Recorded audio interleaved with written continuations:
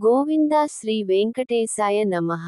భక్తులారా, ఇప్పటివరకు మన తిరుమల దివ్య చరిత్ర సిరీస్లో ఎన్నో అద్భుతమైన విశేషాలను తెలుసుకున్నాం. చీమల పుట్టలో దాగిన శ్రీనివాసుని దివ్య చరిత్ర, శిలాతోరణం దివ్య రహస్యం, ఆకాశగంగ తీర్థం మహిమ, పాపవినాశనం తీర్థం, శ్రీవారి పాదాల విశిష్టత, తుమ్మూరు తీర్థం, కుబేరుని అప్పు వెనుక ఉన్న దివ్య పురాణం, ఏడుకొండల దివ్య రహస్యం, అలాగే తిరుమలలో ప్రతిరోజూ జరిగే నిత్యసేవల మహిమ గురించి తెలుసుకున్నాం. ఈ రోజు ఈ పవిత్ర సిరీస్లో మరో అత్యంత వైభవమైన విశేషాన్ని తెలుసుకోబోతున్నాం. తిరుమలలో జరిగే శ్రీ వెంకటేశ్వర స్వామివారి బ్రహ్మోత్సవాలు ఎలా ప్రారంభమయ్యాయి? వాటిని బ్రహ్మోత్సవాలు అని ఎందుకు పిలుస్తారు? ఈ ఉత్సవాలను మొదట నిర్వహించింది నిజంగానే బ్రహ్మదేవుడేనా? పురాణాల ప్రకారం, స్థల పురాణాల ప్రకారం, భక్తుల విశ్వాసాల ప్రకారం ఈ రోజు శ్రీ వెంకటేశ్వర స్వామివారి బ్రహ్మోత్సవాల దివ్య మహిమ గురించి భక్తి శ్రద్ధలతో తెలుసుకుందాం.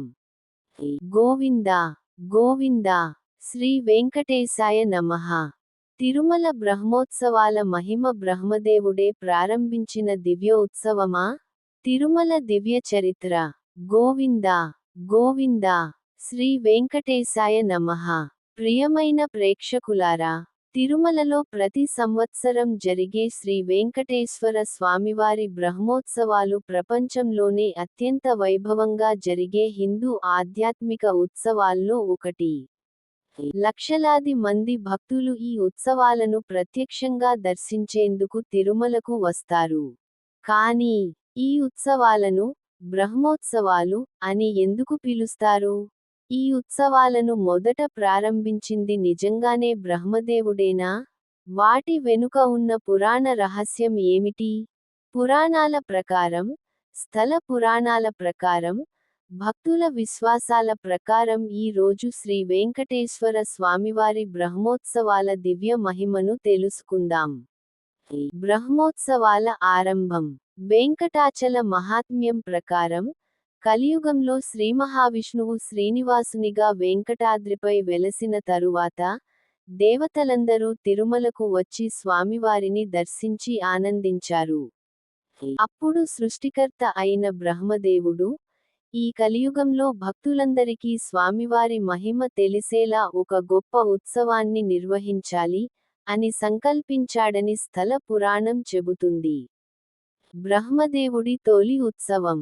బ్రహ్మదేవుడు దేవతలు, ఋషులు, గంధర్వులు, యక్షులతో కలిసి శ్రీ వెంకటేశ్వర స్వామివారికి మహోత్సవాన్ని నిర్వహించాడు.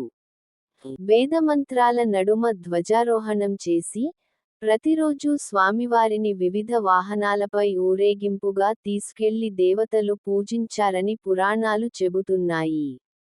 బ్రహ్మదేవుడు ప్రారంభించిన ఉత్సవం కావడంతో దీనికి బ్రహ్మోత్సవం అనే పేరు వచ్చింది.